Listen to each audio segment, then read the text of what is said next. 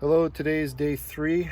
Today we have a lot of work to do. We are going to try to completely remove the engine harness, which means we have to remove the intake manifold first and do some work underneath the car. We also may try to take off both exhaust manifolds.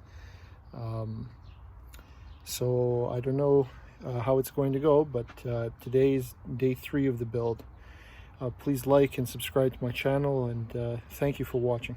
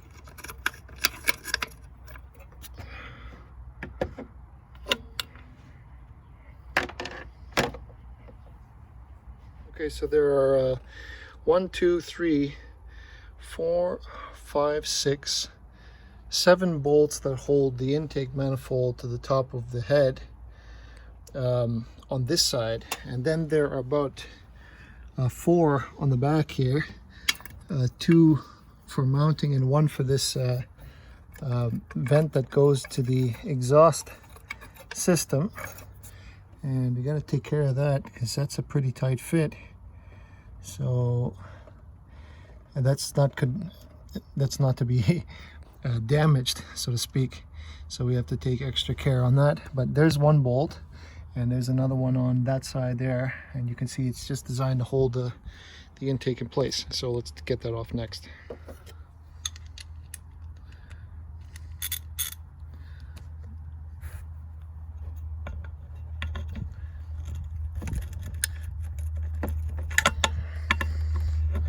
These are all 12 millimeter, by the way.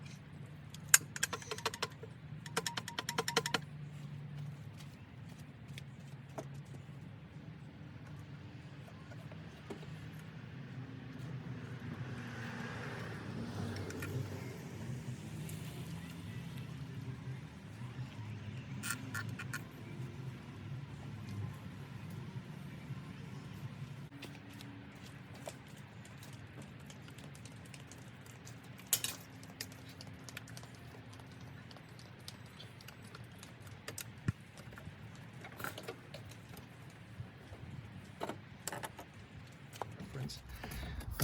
This little piece came in from below here and then up like that. My fingers are blocking the camera, apologies. This line plugs in here like that, and then this joins in that little clip in here, and it just clips in place. So we had to remove that in order to make room to take the throttle body down. I believe that's it for wiring on that account, but there's still a couple of coolant lines that are connected here that have to go down.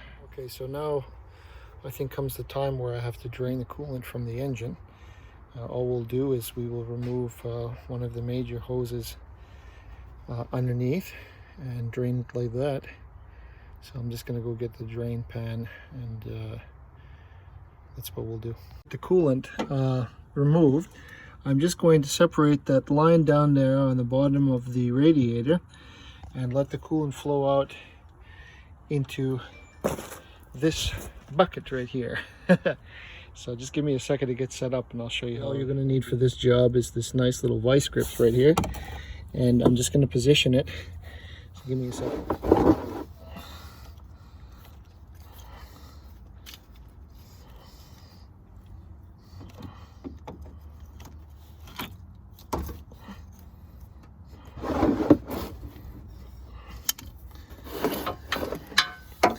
Then we'll get the bowl in position, I guess. Let's move that over here. There's going to be a lot of coolant that comes out, so just be aware of that when you get going. Make sure the engine is not all the way warmed up, which in my case it's not.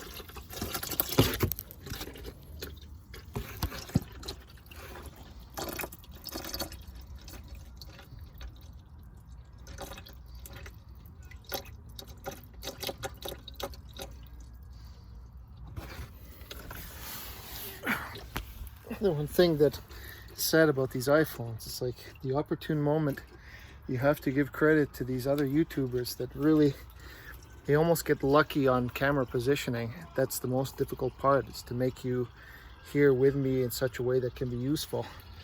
But I mean, there it goes. It's actually a little bit less than I thought. The coolant in this thing might have been a little bit low, but the point is that we can't proceed until the coolant is drained. So the throttle body, for example, contains coolant that runs through it. Some people actually bypass it. They say it gives them more power.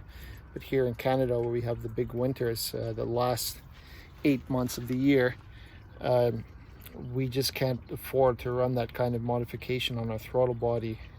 So it's impractical. Anyway, I'm going to get cleaned up. Okay, so we're back here again. The coolant seems to be mostly drained out. So I'm going to reconnect the hose, and then I'm going to go about removing the throttle body coolant lines.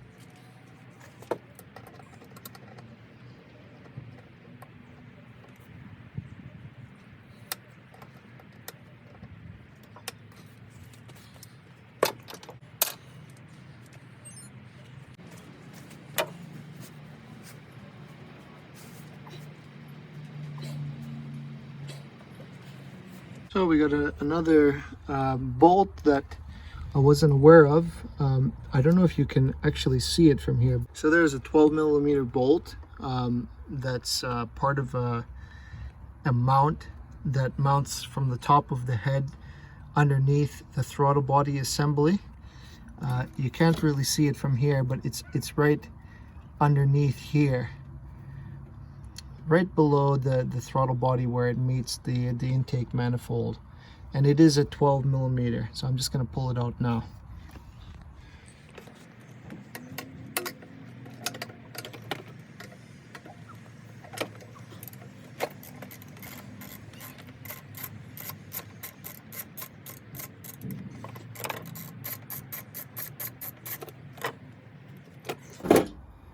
And there you go. That's the culprit. Now it's free.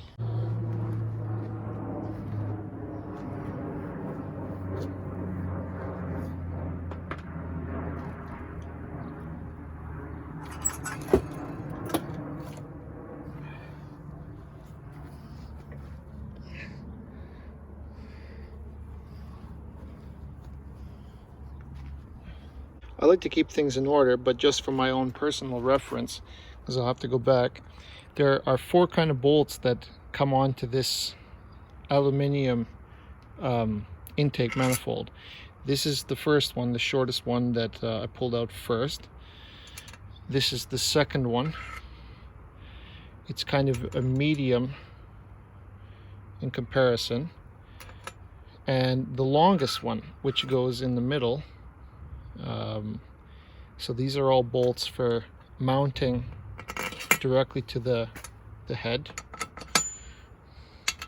And then of course these little 10mm ones that are responsible for holding the plastic housing in place that covers up the head. So that's it. Now I have access to go to the top of the motor and get the rest of the harness out, and then put some tape over top the head so that no contamination gets in there. So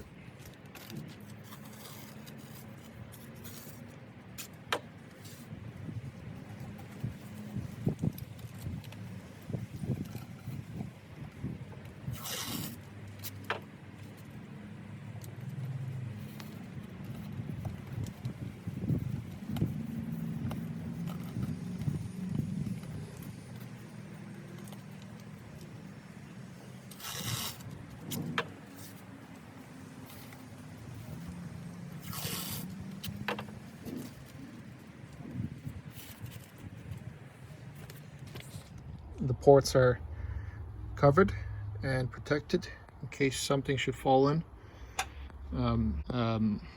Just protect it from anything falling in. Alright, so now we move on to the rest of the wiring harness.